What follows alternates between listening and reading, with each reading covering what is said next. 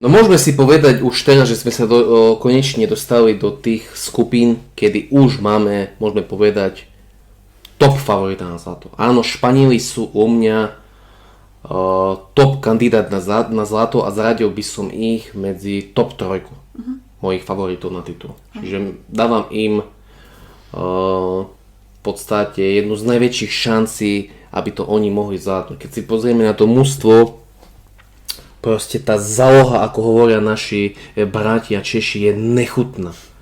Proste to je nechutná záloha. Proste Fabian Ruiz, Rodri, Pedri, proste to je Merino je tam, proste tá záloha je neskutočná. Proste ja by som povedal, že tá záloha spolu s Portugalskom je najlepšia na turnaji. Určite áno, s tým súhlasím na 100%.